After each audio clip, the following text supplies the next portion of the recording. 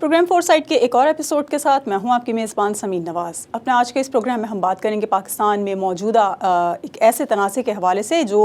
आइनी तरमीम के बाद उठ खड़ा हुआ है और जिस पर अब तक पाकिस्तान तहरीक इंसाफ जो है वो इंतहाई मुतरज़ थी, लेकिन अब पाकिस्तान तहरीक इंसाफ के साथ और दीगर जमातें भी इसकी हमनवा बन चुकी हैं। हम बात कर रहे हैं 26वीं आइनी तरमीम की, जिसको लेकर हुकूमत इस हद तक संजीदा है कि इसको पार्लियामेंट में जल्द अज जल्द मंजूर करवाना चाहती है और जिसके बाद आइनी अदालतों का क़याम यकीनी बनाया जा सकेगा। हम अपने आज के इस प्रोग्राम में इस मौजू पर गुफ्तगू करेंगे कि आखिर हुकूमत वक्त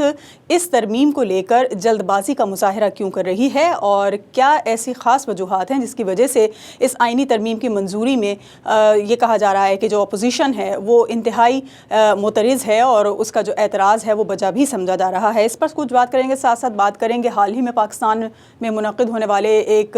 आलमी सतह के इवेंट के हवाले से। हम बात कर रहे हैं SCO समिट की, जिसमें पाकिस्तान के सिफारती जो मरासिम हैं और दीगर ममालिक से वो किस हद तक बहाल हो सके हैं और पाकिस्तान किस हद तक इस इवेंट के इनेकाद से कामयाबी से हमकिनार हो सका है। इन तमाम तर मौज़ूआत पर गुफ्तगू के लिए हमारे साथ मौजूद हैं सीनियर तज्ज़ियाकार जनाब रशीद जमाल साहब, जिनसे गुफ्तगू का आगाज़ करेंगे, लेकिन एक ब्रेक के बाद।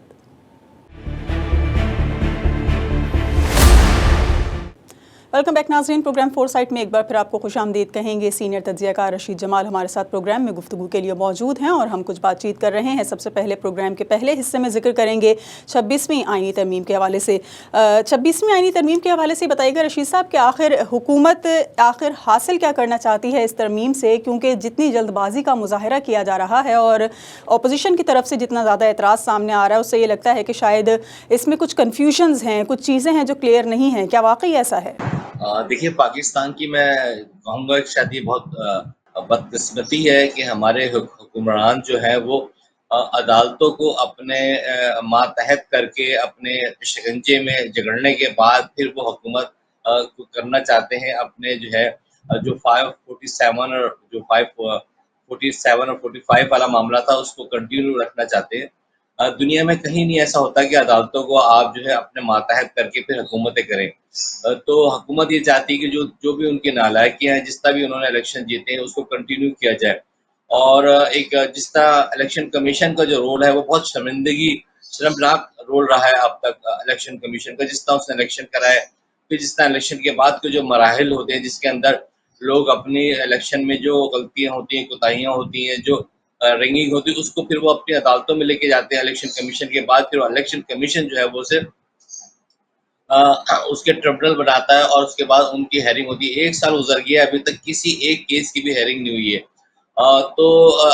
जो अभी इस वक्त हमारे हुकूमत जमातें हैं, जो 3 जमातें ने मिलकर जो हुकूमत बनाई है, जिसमें पाकिस्तान पीपल्स पार्टी है, मुस्लिम लीग नून और MQM और एक जो दो छोटी जमातें हैं, वो नहीं चाहती कि जिस तरह वो हुकूमत बनाई है उनकी जो है वो इलेक्शन के बाद के जो रिजल्ट हैं वो ओपन हो। जिस तरह वो हुकूमत कर रहे हैं वो कंटिन्यू इसी तरह कंटिन्यू चलती रहे। तो वो इसलिए सुप्रीम कोर्ट के अपने मातहत करना चाहते हैं। अब जो ये हुकूमत की तरफ से ये कहा जा रहा है कि इलेक्शन सुप्रीम कोर्ट के ऊपर जो है अदालतों को बहुत ज़्यादा दबाव, इसलिए हम जो है इस आइनी तरमीम को एक अलग जो बेंच बनाना चाहते हैं, एक अलग अदालत बनाना चाहते हैं। ये सब एक आवाम को धोखा देने की बात है। आप देखें, 1 माह गुजर गया है, इस वक्त पाकिस्तान की आवाम के लिए कोई बात नहीं कर रहा। पाकिस्तान की जो महंगाई है, पाकिस्तान की आवाम में जिस तरह बेरोज़गारी है, जिस तरह लोग जो मुख्तलिफ मसाइल से दो चार हैं। आप देखें, कल रात भी 1:30 बजे तक जो है वो काबीना का इजलास चलता रहा। जो है वो सुप्रीम अदालतों का जो है वो निगरानी होती रही कि अदालतों को किस तरह जो है अपने पंजे में जकड़ा जाए। इसी तरह जो है सेनेट का इजलास जो है वो 1:30 बजे तक चलता रहा। ऐसी क्या जल्दी है, हर आवाम में पूछी, ऐसी क्या जल्दी है कि आप जो है वो 25 तारीख से पहले तमाम चीज़ों को निपटाना चाहते हैं। तो साफ नज़र आ रहा है कि अदालत जो है अपने मनपसंद जो है वो जजेस को जो है वो कंटिन्यू करना चाहती है और ऐसे जजेस को जो कि गैर जानिबदार हैं, जिनके बारे में हुकूमत को शक ये है कि शायद वो आने के बाद जो है सुप्रीम कोर्ट में जो केसेस लगे हुए हैं, खासतौर पर इमरान खान साहब का जो केसेस चल रहे हैं, खासतौर पर जो इलेक्शन कमीशन के हवाले से केसेस चल रहे हैं, वो ओपन हो गए तो फिर उनके लिए बड़ी मुश्किलात पेश आएंगी। तो इसमें इस जो 26वीं तरमीम, इसमें आवाम के लिए कुछ नहीं है। ये सब कुछ जो है इस वक्त इक़्तिदार पे हुक्मरान टोला मौजूद है, वो अपने مستقبل کو بچانے کے لیے سب جدوجہد کر رہا ہے۔ اچھا، ہم بات کر رہے ہیں آئینی عدالتوں کی، تو پاکستان میں عدلیہ کے حوالے سے ایک تاثر پایا جاتا ہے اور وہ تقسیم کا تاثر ہے، یعنی یہ سمجھا جاتا ہے کہ کچھ ججز ایسے ہیں یا کچھ منصفین ایسے ہیں جو اپوزیشن کی حمایت میں ہیں اور وہ چاہتے ہیں کہ اپوزیشن کے جو فیصلے ہیں ان کے ساتھ انصاف کیا جائے، جبکہ کچھ ایسا نظر آتا ہے کہ وہ حکومتی بینچز کے ساتھ ہیں۔ تو کیا واقعی ایسی کوئی تقسیم موجود ہے یا صرف اور صرف یہ پرسیپشن ہے؟ یقیناً آپ کی بات بالکل صحیح ہے، یہی معاملہ ہے کہ جو ہے حکومت چاہ یہی رہی ہے کہ ایسے ججز کو لایا جائے جو ایک کنٹینیو میٹر چل رہا تھا کہ سینئر جج ہوتا تھا وہی آ کے سپریم کورٹ کا چیف جسٹس بنتا تھا اور 3 سال تک سرو کرتا تھا، اور جتنا اس کا پیریڈ ملتا تھا چاہے وہ 6 مہینے کا ہو، سال کا ہو۔ دیکھ جو آپ نے سوال کیا ہے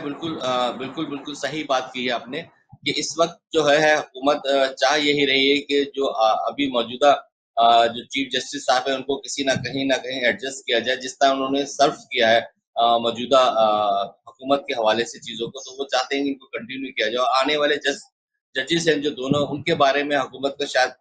تاثر یہ ہے، وہ سمجھ یہ رہیں گے شاید وہ جو ہے وہ اپوزیشن کے حوالے سے زیادہ فیوریبل ہوں گے، اور کیونکہ آنے والے جو کیسز ہیں خاص طور پہ عمران خان صاحب کے کئی کیسز ہیں جو کہ سپریم کورٹ میں پڑے ہوئے ہیں، اسی طرح جو ہے وہ الیکشن کمیشن کے حوالے سے بہت سے کیسز ہیں جو سپریم کورٹ میں موجود ہیں، تو حکومت یہ سمجھتی ہے کہ نئے آنے والے ججز جو ہیں وہ عمران خان صاحب کے حوالے سے جو ہے ان کو فیور کریں گے، پی ٹی آئی کو سپورٹ کریں گے۔ تو میں یہ سمجھتا ہوں یہ بہت ہی پاکستان کے لیے خطرناک بات ہے کہ سپریم کورٹ کے حوالے سے ججز کے حوالے سے جو ہے وہ پاکستان کی سیاسی جماعتیں تقسیم ہے، اور وہ سمجھ یہ رہی ہیں کہ آنے والے ججز جو ہیں وہ ان کے فیوریبل نہیں ہوں گے۔ تو اگر یہ تاثر پیدا ہو جائے سپریم کورٹ کے ججز کے حوالے سے تو یہ بہت انتہائی خطرناک تاثر جاتا ہے عوام میں بھی اور دنیا میں بھی، بین الاقوامی سطح پہ بھی، کہ پاکستان کی جو ہے وہ جہاں پاکستان کے ادارے یا پاکستان کی سیاسی جماعتیں تقسیم ہے، وہاں ایک سپریم کورٹ بھی جو ہے انٹرنل تقسیم ہے۔ اور آپ نے دیکھا کہ جب یہ اوپن ٹرائل ہو رہے تھے اور کیا کہتے ہیں ججز نے جو ہے وہ ایک دوسرے کے خلاف کس طرح جو ہے وہ ایک ریمارکس دے رہے تھے، وہ ایک انتہائی خطرناک صورتحال ہے پاکستان کے حوالے سے۔ ہم سمجھتے ہیں کہ جو سپریم کورٹ کو کم سے کم جو ہے وہ غیر متنازع ہونا چاہیے تھا، اور اسے جو ہے وہ تمام کیونکہ عدالت کے بارے میں یہی کہا جاتا ہے کہ وہ غیر متنازع ہوتی ہے، تمام فیصلے جو ہے وہ قانون و آئین کے مطابق کی جاتے ہیں، لیکن اس وقت جو ہے گزشتہ ہم نے دیکھا 10 سال کے اندر جو پریکٹس رہی سپریم کورٹ کی ججز کی وہ یہی رہی کہ کسی کو وہ فیور دیتے ہیں تو کسی کو ان فیور کرتے ہیں، تو یہ چیزیں میں سمجھتا ہوں انتہائی خطرناک ہے پاکستان کے لیے۔ اچھا، اگر ہم درکار ووٹوں کی بات کریں تو اس ترمیم کی منظوری کے لیے تقریباً 2/3 اکثریت حاصل کرنے کے لیے 224 ووٹس درکار ہیں حکومتی بینچز کو، لیکن اس کے ساتھ اس وقت 215 ہمیں نظر آ رہے ہیں یہ اراکین، جن میں حکومتی اتحادی جماعتیں بھی شامل ہیں۔ اگر مولانا فضل الرحمان بھی حکومت کے ساتھ آ جاتے ہیں تب بھی ایک ووٹ کم رہے گا۔ اول تو مولانا فضل الرحمان اس وقت ہمیں اپوزیشن کے ساتھ کھڑے نظر آ رہے ہیں، تو کیا لگتا ہے آپ کو، کیا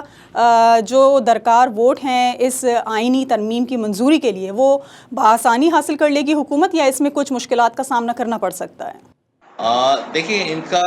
آپ تو جانتی جس طرح ایک دفعہ سینٹ کے اندر جب سنجرانی صاحب کو سینٹ کا چیئرمین بنایا گیا تھا تو اپوزیشن کی تعداد زیادہ تھی اور حکومت کی بینچ کی تعداد کم تھی، لیکن وہ سنجرانی صاحب کسی نہ کسی طرح جو ہے وہ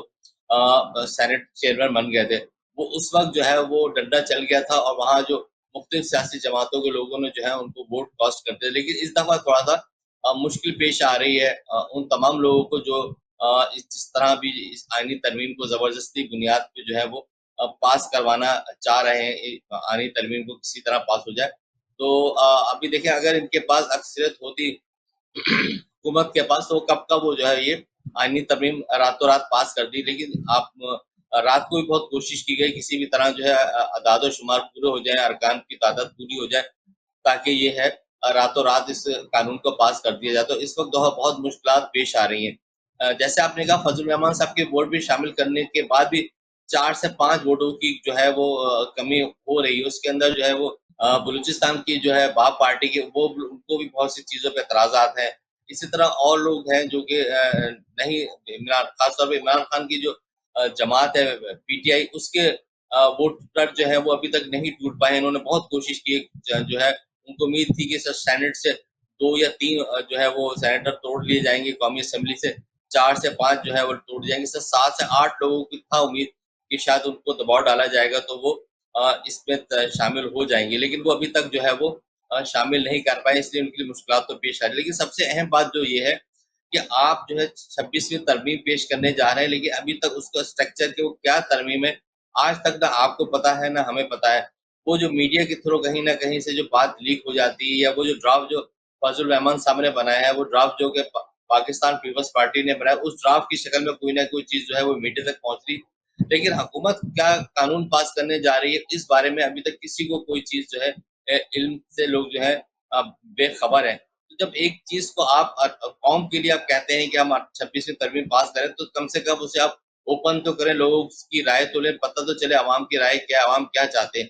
तो मैं समझता हूँ कि इस तमाम चीज़ें खुफिया तौर पे की जा रही हैं, और जब 26वीं तरमीम पास होती है, तो फिर उसके बाद भी देखिए कि मुल्क में क्या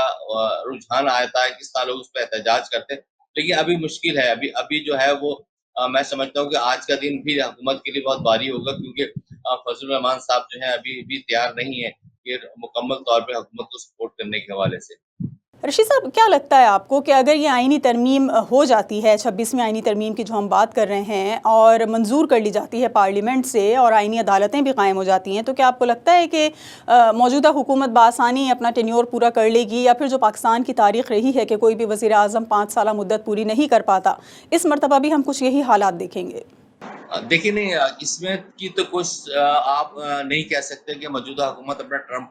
कंप्लीट कर सकेगी। देखिए, मैंने कहीं अभी कल ही कहीं बात करा था कि पाकिस्तान की बदकिस्मती से तारीख रही है कि कोई भी वजीर आजम जो है अपने 5 साल कंप्लीट नहीं किए, तो अब और तो मुमकिन नहीं, उम्मीद नहीं नजर आती कि जो है वो शहबाज शरीफ साहब अपने 5 साल पूरे कर पाएंगे। लेकिन क्योंकि पाकिस्तान पीपल्स पार्टी का इस तमाम चीजों में आपने देखा बहुत अहम रोल रहा है, क्योंकि जितने ही वोट आपको 18वीं तरमीम में पास करने के लिए चाहिए होते हैं, इसी तरह इतने ही वोट आपको एक वजीर आजम को घर भेजने के लिए और नए वजीर आजम के इंतखाब के लिए चाहिए होते हैं। तो इसमें आपने देखा कि बिलावल भुट्टो जरदारी साहब बहुत ज्यादा एक्टिव नजर आ रहे हैं। इसके मुकाबले की हुकूमत नजर आती है कि वो फजल रहमान साहब के पास जाती है, दीगर सियासी जमातों के पास जाके अपनी बात करती है, लेकिन इस वक्त आपने देखा कि सबसे ज्यादा जो है वो बिलावल भुट्टो साहब जो है वो इसमें एक्टिव नजर आते हैं। तो अगर बिलावल भुट्टो साहब और पाकिस्तान पीपल्स पार्टी का वोट पीछे हो जाता है, तो यकीनी तौर पे जो है वो ये हुकूमत आगे चल ही नहीं पाएगी एक दिन। तो आगे चल के मुझे ये लग रहा है कि अगर इंटरनली कोई तब्दीली आती है, तो नेक्स्ट वजीर आजम जो है पाकिस्तान पीपल्स पार्टी में से कोई होंगे, और कोई बहुत अच्छी सूरत हाल जो है वो नजर नहीं आ रही मुस्तकबिल के अंदर। अगर ये आईनी तरमीम पास भी कर लेते हैं, तो नजर नहीं आता कि सब कुछ जिस तरह वो चाह रहे हैं उस तरह की इनकी ख्वाहिशात के मुताबिक चलता रहे। लेकिन ख्वाहिशात जो है हुकूमत की अलग है, लेकिन एक शख्स जो अभी जेल में मौजूद है वो उसके अवामी जो है मकबूलियत को आप कम नहीं कर सके। तमाम तर जो है आपकी जो है वो रियासती तशद्दुद कर लें, आप जो है आप उनकी गिरफ्तारियां कर लें, मुकदमात बना लें, लेकिन पीटीआई का वोट बैंक, पीटीआई की मकबूलियत अभी तक कम नहीं हो सकी है। और जितना ये जुल्म जबर कर रही है मौजूदा हुकूमत अपोजिशन के ऊपर, तो उससे उनकी मकबूलियत में इजाफा हो रहा है। मैं समझता हूँ कि अगर ये आईनी तरमीम पास हो जाती है, तो उसके बाद पीटीआई के पास एक नया ऑप्शन होगा कि वो उस पर एहतजाज करे और उसके खिलाफ जो है वो मुत्तहद हो। और उस समय आपने देखा इसमें बहुत बलूचिस्तान की कई जमातें जो है इसको अपोज कर रही हैं, इसकी मुखालफत कर रही हैं। तो आने वाले वक्त में मौजूदा हुकूमत के लिए बहुत ज़्यादा अच्छे हालात नहीं है, मुश्किलात ही मुश्किलात होंगी। ठीक है, एक ब्रेक लेंगे, ब्रेक के बाद वापस आएंगे तो आपसे कुछ मज़ीद सवालात करेंगे एससीओ कॉन्फ्रेंस के हवाले से, और पाकिस्तान किस हद तक कामयाब हो सका है इस कॉन्फ्रेंस के इनेकाद से, इस पर भी आपसे डिस्कशन करेंगे। हमारे साथ रहिए। वेलकम बैक नाज़रीन, प्रोग्राम फोरसाइट में एक बार फिर आपको खुशामदीद कहेंगे। 15 से 17 अक्टूबर तक पाकिस्तान के दारुल हुकूमत इस्लामाबाद में एससीओ समिट का इनेकाद किया गया, और पाकिस्तान किस हद तक सिफारती ताल्लुकात में कामयाबी हासिल करने में हमें जो है वो नज़र आ रहा है कामयाब, या जो इसका सिफारती तन्हाई का तासुर है उसको ज़ाइल करने में किस हद तक कामयाब रहा, इस पर हम कुछ गुफ्तगू करेंगे। रशीद साहब, क्या लगता है आपको, क्या पाकिस्तान सिफारती तन्हाई का तासुर ज़ाइल करने में कामयाब हुआ है इस समिट के इनेकाद से? देखिए, इस जो मौजूदा पाकिस्तान की सियासी सूरत हाल है, जिस तरह पाकिस्तान में जो है जब ये शंघाई कॉन्फ्रेंस होने जा रही थी, उससे आपने देखा 3 से 4 दिन पहले, 1 वीक पहले जो है कराची एयरपोर्ट के पास 3 चाइनीज इंजीनियर्स को मारा गया था, जो कि एक बहुत बड़ा واقعہ تھا انٹرنیشنلی سطح پہ، پاکستان کے اندر بھی، اور پھر چائنا نے بھی اس کو بڑا برا مانا تھا، تو ایک بہت غلط تاثر کیا تھا. لیکن اس کے باوجود بھی آپ نے دیکھا کہ جو دنیا بھر کے ممالک کے جو ہے وہ لوگ وہاں موجود تھے. لیکن جس طرح عام طور پہ شنگھائی کانفرنس جو ہے وہ سربراہ کانفرنس ہوتی ہے، اس میں تمام ممالک کے سربراہ آتے ہیں. تو اس شنگھائی کانفرنس کے اندر آپ نے دیکھا کہ چین کے، ترکی کے، انڈیا کے اور جو ممالک کے سربراہ نہیں آئے، انہوں نے اپنے نمبر دوسری قیادت کو یہاں پاکستان میں بھیجا. تو اس حوالے سے تو آپ کہہ سکتے ہیں کہ بہت زیادہ کامیاب نہیں رہی، اس حوالے سے کہ آپ کے یہاں پہ سربراہ، ممالک کے سربراہ آنے چاہیے تھے. اب اس کے بعد جو جو ایگریمنٹس ہوئے، جو پاکستان اس شنگھائی کانفرنس سے کیا حاصل کرنا چاہتی ہے، تو اسی وقت ممکن ہوگا جب آپ کی حکومت مستحکم ہوگی. ابھی تو پاکستان کی حکومت ہی خود جو ہے وہ مستحکم نہیں ہے. اسے اپنی حکومت کو قائم رکھنے کے لیے ابھی تو سارا زور وہ عدلیہ میں تبدیلی اور 26ویں ترمیم کے بارے میں لگی ہوئی ہے. جب یہ 26ویں ترمیم سے باہر نکلے گی تو اس کے بعد پھر ایک نیا ماحول ملک میں پیدا ہوگا. تو یہ جس ملک میں امن و امان نہ ہو، جس ملک کے اندر جو ہے سیاسی استحکام نہ ہو، معاشی استحکام نہ ہو، اس کے اندر پھر آپ جو ایگریمنٹس ہوئے ہیں، جو آپ نے چین سے ایگریمنٹس کیے ہیں، MOU سائن کیے ہیں، آپ نے سعودی عرب سے کیے ہیں اور ممالک سے کیے ہیں، وہ تو اسی وقت ممکن ہوگا. سرمایہ کاری تو اسی وقت پاکستان میں آئے گی جب پاکستان کے اندر معاشی استحکام موجود ہوگا، سیاسی استحکام موجود ہوگا، لوگ سرمایہ لے کے آئیں گے. صورت حال تو یہاں پاکستان میں یہ ہے کہ کراچی سے روز ایک نہ ایک فیکٹری جو ہے بند ہو رہی ہے، وہ اپنا سرمایہ پاکستان سے باہر لے کے جا رہے ہیں. جب پاکستان کے اپنے سرمایہ کار پاکستان میں اپنی فیکٹریاں بند کر رہے ہیں کیونکہ یہاں پہ انفراسٹرکچر نہیں مل پا رہا ہے، یہاں بجلی نہیں مل پا رہی، بجلی کے ریٹ اتنے مہنگے ہو گئے کہ ایک عام جو ہے وہ صارف اور ایک بڑا صنعت کار اس کو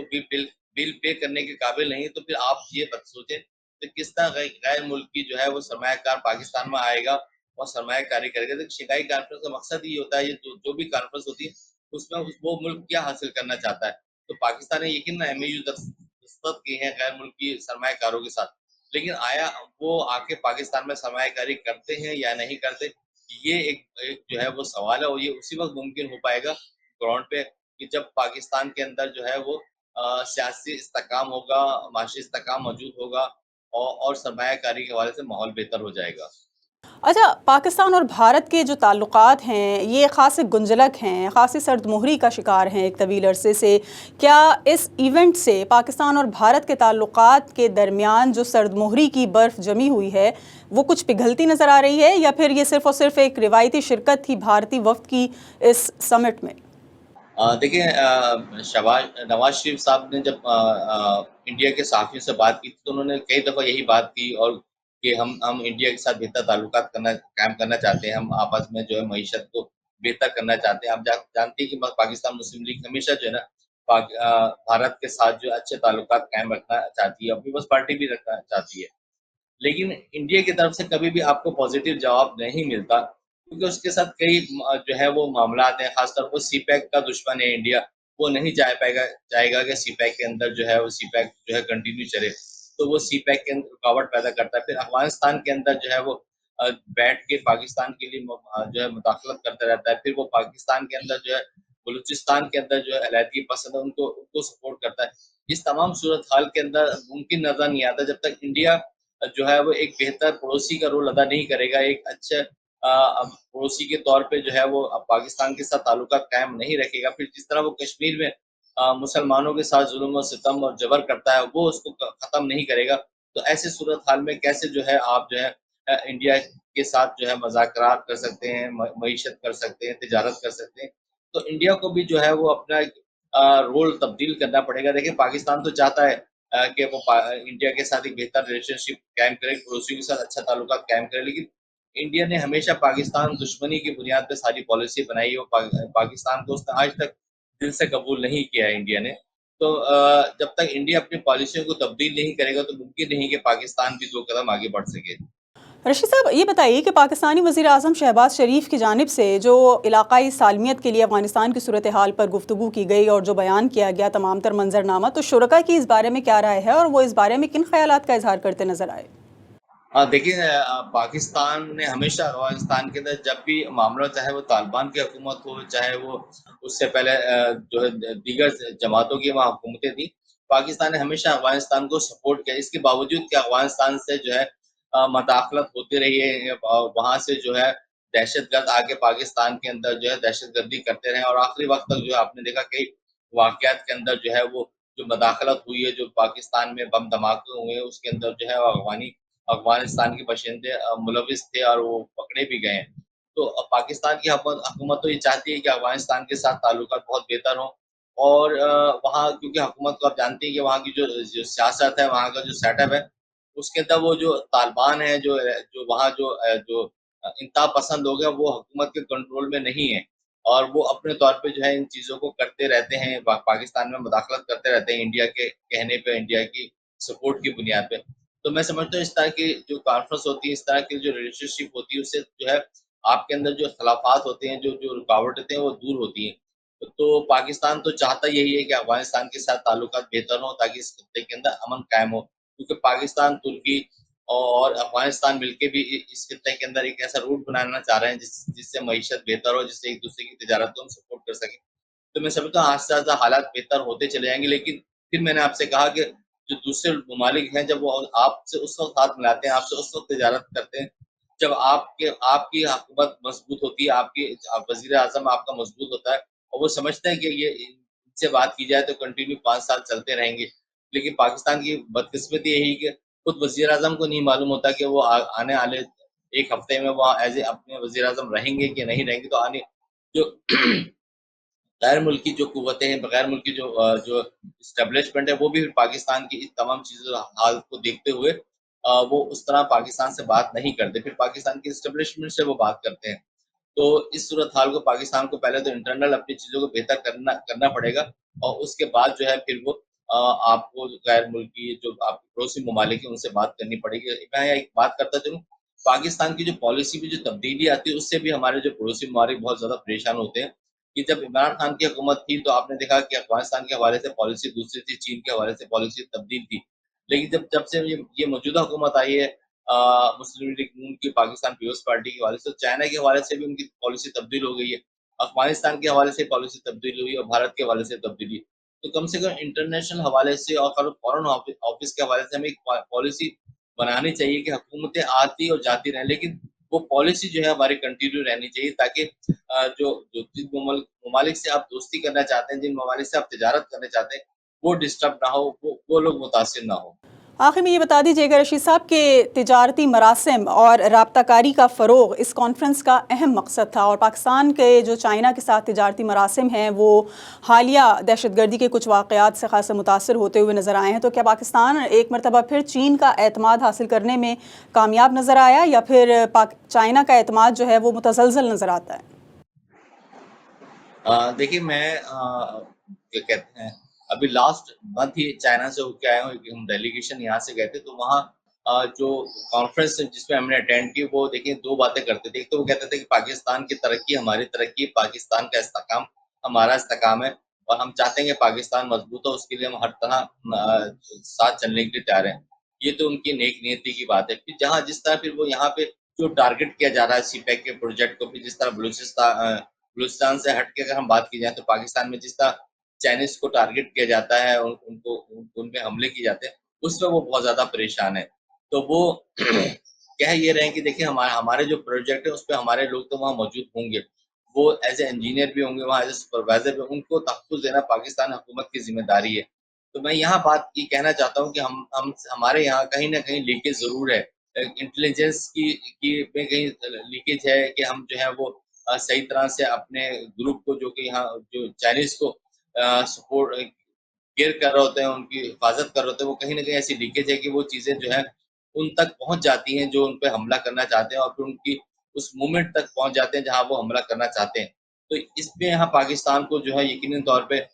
بڑا سخت اقدامات کرنے ہوں گے کہ چائنیز پہ آئندہ کوئی ایسا اٹیک نہ ہو، کیونکہ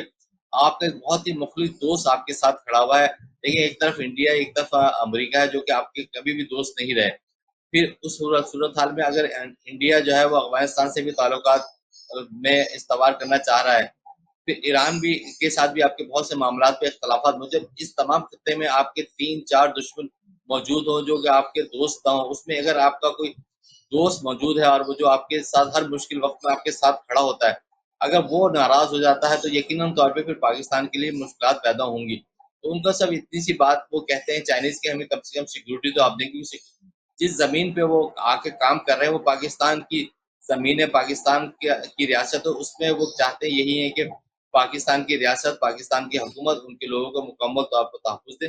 تاکہ وہ زیادہ سے زیادہ سرمایہ یہاں کاری کر سکے. ان کے بہت سے پروجیکٹ ہیں جو کہ گزشتہ 1.5 سے 2 سال سے اس وجہ سے رکے ہوئے ہیں کہ ان کی سیکورٹی ان پر نہیں پراپر ہو پا رہی, اور اس پہ وہ چائنیز ناراض بھی ہیں. اور میں سمجھتا ہوں کہ جب تک آپ اس چیز کو کنٹرول نہیں کریں گے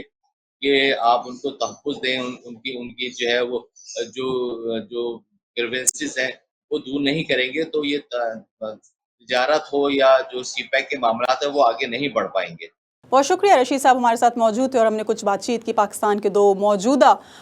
جو موضوعات ہیں جو اس وقت خاص زیر بحث ہیں, جس میں سر فہرست 26ویں آئینی ترمیم ہے جس کو لے کر حکومت اور اپوزیشن کے درمیان ایک مرتبہ پھر کشیدگی کا ماحول عروج پر پہنچ چکا ہے. ساتھ ساتھ پاکستان پیپلز پارٹی اور جمعیت علماء اسلام فے کی جو اراکین ہیں وہ بھی اس آئینی ترمیم کو لے کر حکومت مخالف بینچوں پر بیٹھے ہوئے نظر آتے ہیں, جبکہ ایس سی او سمٹ کے حوالے سے جو پاکستان کا سفارتی تنہائی کا محاذ تھا اس کو بھی کوئی خاصی کامیابی سے سر کرنے میں وہ ہمیں نظر نہیں آیا ہے کہ پاکستان جو مقاصد تھے اس کانفرنس کو اس کو حاصل کرنے میں کامیاب رہا ہے. آج کے اس پروگرام کے لیے اتنا ہی. اگلے ہفتے ایک اور موضوع کے ساتھ حاضر ہوں گے. پروگرام ٹیم کے ساتھ سمین نواز کو اجازت دیجیے. اللہ نے